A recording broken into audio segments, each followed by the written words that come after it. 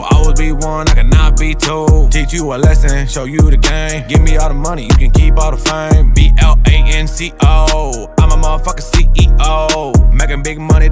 What it do, YouTube? Yeah, it's your boy Blanco with Mixed with Blanco. And today I'm going to show you guys how to start a session with Pro Tools and make a template. Let's go. Okay, to start off any session in Pro Tools, the first thing I want you guys to do is go ahead and create a folder of which the session in total is going to be in. So here we have my my desktop, whether you're using Mac or PC, doesn't matter. Create you a new folder. So for today's purposes, I'm going to name this folder 4/11/24 because that is today's date. All right, once you open it up, there's nothing going to be in here, okay? Now, if you want, what you can go ahead and do is find the instrumental that you want inside there. And for today's video, just for an example, this is the instrumental that I already got downloaded. And what I'm going to want to do is take and drag this into the folder, right? So once it's in the folder, you see it's sitting in there. You know this is the folder that you created because the name's at the top. And go ahead and start up your Pro Tools. So I already got my Pro Tools loaded, but because I have so many plugins that it takes a minute for it to get ready. So, but whenever you first start a Pro Tools, after it gets done loading the plugins, what you are going to see is this picture right here. This is the dashboard, right? So this is how you go through and you select how you want to do your projects, whether it's a recent thing or you got one from your drive already you just want to open back up. It's an older session, or you can create a new one. Well, today what we're going to do, I'm going to do a step-by-step from a beginner to an advanced style template for you guys to be able to start up the Pro Tools today and get to recording. Let's go. The first thing we're going to want to do is go ahead and name the session itself. I'm going to name this 4/11. I put 45. 4/11/24. I'm just going to name it template TUT for tutorial. All right. Now, this all is going to vary on your setup. Keep the wave type as wave. You separate. It needs to match your audio interface, which typically is at 48. And if it's not, you can go back and check and make sure. And because usually the newer interfaces, they have hubs that you can actually physically see your sample rate, and your bit depth can be at 24. There's no reason to be at 32-bit flow unless you have a certain drive system running. And if you're at a home studio, 24-bit is about your most common style of bit depth. So what you're going to do now from this point is go to create. When you go to create, this is going to pop up. Where do you want the session to go? And this is why I asked you to go ahead and make a folder at the very beginning of this video. So what you do is you find the folder you made. Mine was on my desktop. I know this is what I named it. I open it up and I'm going to name it. I'm going to save it here in this folder. Okay, so now we are in Pro Tools, and Pro Tools is a DAW that does not give you anything from the jump. That you got to add all your tracks from the start, and this is why people get so lost when they first open up Pro Tools, because I know other DAWs, some of them like Adobe and other things have stuff already set up for you to go. You just add more if you need it. Okay, so what I want you guys to do is look in this top left corner where you see the word track. You click on track and you see the word new. Now, if you want to do the shortcut, everything has their shortcut keys off to the right of it. Control-Shift-N, it will open up this folder right here with this menu. And this is where you're going to create all of your tracks, right? So you can do these one by one, however you may need them, or you can throw a whole bunch at one time. I'm going to show you both. So if you see where it says create, there's a number 1 right there. So what that means is how many tracks are you trying to create of whatever you're creating. So I'm just going to say I'm going to create 6 audio tracks. I'm recording in mono, as you should if you're doing any kind of vocal things. Vocal recording, you should be in mono. This is going to be, I'm going to have it as an audio track, and my name is just going to be main vocal. All right. Now, you can go through one by one, and you can go ahead and name it, like, say you put 1 right there, so you have 1 for main vocal, do another one, mono, background vocal, and, and such. You kind of get the drive. You can kind of keep repeating that stuff, keep hitting the plus, until you get where you have what you want. So just keep hitting that plus as you go. All right. So that's fine with me right there. So I'm gonna add another one.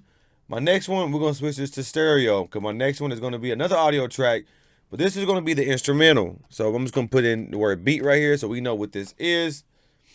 And I'm gonna drag this to the top because I want the beat to be the first thing that I see.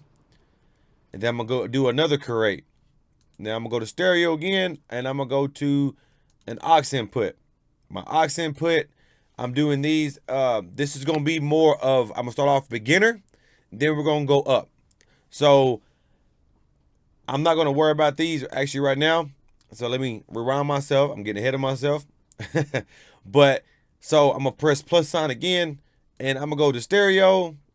And what I'm going to do is I'm going to go to master fader because you need a master fader for all your audio to route out to. So if I press the word create, you give it a second, boom, you got all your tracks, right? So you got your beat, your main vocal, your background vocal, ad libs, and master. This may all vary depending on your setup and how many vocals you need. So the easiest way to get a beat inside of Pro Tools is simply opening the folder that you had to save to, drag and dropping it on the beat folder itself. Give it a second, let it load. Now, I do find this is the quickest way. I know you can go to File. You can go to Import, go to Audio, open up the folder you had, find the beat. Boom, you can double click it and go to Done. Use current folder, and it's going to do the same thing. But for me, sometimes what happens is you'll end up having the beat to slow down for whatever reason, and I haven't 100% figured out why it does this. So this one seemed to be fine, but for now, we're going to use it. The first one I had up here, so we're going to right click. We're going to go delete. You can get that out of here. You can get out of here. We don't need you in here. You know what I'm saying? So anyways, fast forward. So now we're in the stage of, okay, my beat is in here. What can I do next? Well, really, what you are going to want to do is go ahead and set your tempo. Your tempo is going to be right here under this column. And if you don't see most of my columns over here, if you go to your far right, you're going to have this drop down arrow. And these are where all your check marks are at. You can kind of add some as you want. Take it away, add it, whatever the case may be that you want. So an easy way to do this is, for one, if you have a plugin like I have the Antares bundle, you can use something like AutoKey. And AutoKey, well, my license is found. I'm not sure why it's doing that. So what you can do is you can use websites like TuneBat to find the BPM. Here we are at TuneBat. This is a quick way of finding your BPM. You can either drag and drop it in here, or you can go to select files, pull up the folder that your audio is in, double click on it, let it load up. So this is going to tell you the BPM and also the key of the beat, which is very important. So this is an EB flat major. BPM is at 91. So you're going to want to come here, go to 91. Boom. Now you see how the whole Pro Tools, the way it looks, changes up, right? You want to know why? Because now the grid is trying to match the tempo. But if you zoom in, you'll notice things like your kicks and whatnot are not lining up with the snaps. So you see there's a snap here, but the kick starts right here. Well, what you're going to want to do is you want to back out, and you're going to want to go all the way to the left, and you want to zoom in right here. If you notice, there's a whole bunch of empty space here, right? So click on slip and get as close as you can to the front of this audio clip.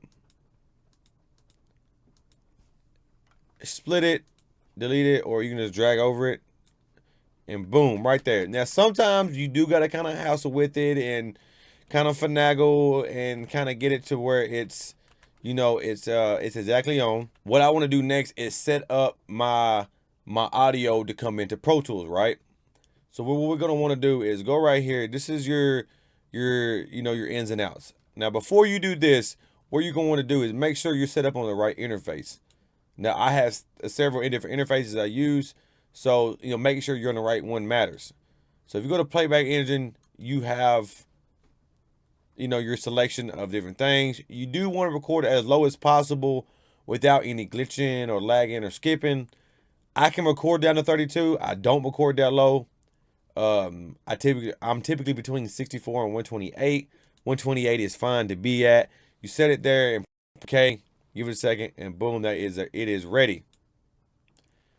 So now what you have is this right here. This is my preamp interface. Now this would normally say input 1, but I have it already renamed as my 1073, which is my preamp that I use, which is there's no compression, there's nothing else added. This is just raw vocals from my preamp to my interface straight into OBS. All right, now this is your out.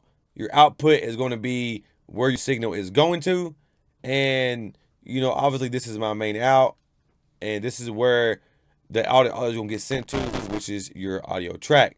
So if I play this, if you notice my beat is also going to the same thing, you're going to see the audio come into the master 1. So you see how the meter came down here. That's how you know it's reading what it's saying. So to start recording, you want to go up here and press in the red button, arm it, right? Okay, so what you don't want is to have the double effect like I was just getting.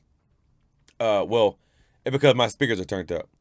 But regardless, you see there's an audio track recorded, and that's how you go ahead and start recording your vocal. But if you do want shortcuts for Pro Tools to go ahead and to jump into recording, make sure this A to Z is highlighted, because this is your button for your shortcuts. I like to right click on the arm button and put it on quick punch. You see it would turn white and have a P in the center. We're going to delete this, and now anytime you press 3 on the newer keypad, the small one, not the top one, the one off to the right of your keyboard. Well, let me arm my track. I apologize. It should start automatically recording. You press 3 again, it stops, but the beat keeps on playing. Press 3 again, records again, hit 3 again, and it stops. 0 to stop it, 0 to play, 1 to jump back, 2 jump forward. There's some quick little shortcuts for you. All right, so with this being said, this is the startup of go ahead and having your tracks ready to go. Now let's jump into something a little bit more advanced. Let's say you want to add some reverb. Let's say you might want to add some delay. Maybe you want to add like a telephone effect, something cool to your vocals, right? Maybe you want to add a little sauce to yourself. So what you're gonna want to do is go back up to the track. Now typically, if you got this one highlighted and you create a new track, wherever it's highlighted is where the new track is going to start below. So I'm gonna select this one, or if you want it below your master, you can, wherever you want it. I typically like my master on the very bottom. So I'm gonna go to my ad libs and go to track, and I'm gonna go to new. And I'm just gonna say three different new tracks. I'm gonna have them stereo. I'm gonna do aux input. Some people call them Zens. Some people call them your aux channels, whatever you want to call them. And you can name them here if you want, but just go ahead and go to create. Because if you come here, you double click on the name, and it's gonna bring it up. You can rename it. We're gonna name this one Verb, right? All right. And next, we're going to name this one Delay. All right. And this third one, we're going to name something like maybe some parallel compression, for the future, right? So P-Comp. Now you're going to have an input for your buses, right? So you go to input here. You want to go down to where it says bus and go to your menus and find ones that you're not using. If it's in yellow, that means it's already being used. So you can click one of these, do the same thing with, but I'm gonna click this one because it's already named as Verb. You can right click on it and rename it if you wanted to. So I'm gonna go to my delay, go to my bus, and I already have a delay already. So quarter delay set up, and parallel compression. I'm gonna go to P-Comp. Well, I tell you what, I'll use this drum compression. Okay, so boom. Let's say if I want to rename it, I can just rename it, take out the word drum, and put in P-Comp for short. And boom, there you go. So now you have buses. Now you can repeat this step for however many effects you're trying to use. Add down plugins to this list. So go here, go to Reverb, or you can search it if you know the name for it. So I'm gonna type in Rverb, This is a quick, easy one. Boom, we got some reverb set up. I'm not going to show you guys how to use the plugins, but what I am going to tell you is that Reverb has some pretty good setups. I like Hall for like more of like a melodic style vocal. Usually plate reverbs do pretty good too with vocals. And for a delay, we're going to use H delay just for the purposes of this video. And you can sync it with the tempo. And by the way, I know my tempo says 90 and the thing said 91 earlier. So I went down to 90 and that was the correct BPM to find on the grid. And this is where you can just get tasteful, find out what you like, what you don't like, and whatever. And for the parallel compression, we're just going to throw a simple compressor. Where's it? Right there. My bad. I'm blind. I'm sorry, guys. And now you can go down and manually record on each one of these tracks. But here's what I want you guys to do. I want you guys getting used to recording with a record track and then drag and dropping your vocals. So what we're going to do, we're going to go to beat because I want this next track to be between these two. So now I'm going to go to track, go to new, and I'm going to create another stereo aux track, right? I'm going to name this one record bus, right? So boom, we got a record bus now. I'm going to name this one the same thing. Now, obviously, I already got one up here called Record Me. We're going to rename this one Record Here. So that way you know by looking at it, this is where you're going to record, correct? So you can go your main outs. This is your outputs. Go to bus one, and find the one in yellow that you're wanting to use because it's already set up. Record Me. So what this allows you to do is you can add certain like maybe some EQs or whatnot to the track without having any regards to more delay to the recording process. So if you want to add something like say a SSL channel, right? I'm just gonna throw this plug on here for chance. Now I don't have this one no more, but I'm just gonna leave it here just for the sake of the video. So now some plugins do cause more delay than others, and a quick way of seeing that is if you're in this area, you see where it says volume. If you hold the control button and tap, you'll see where it says delay.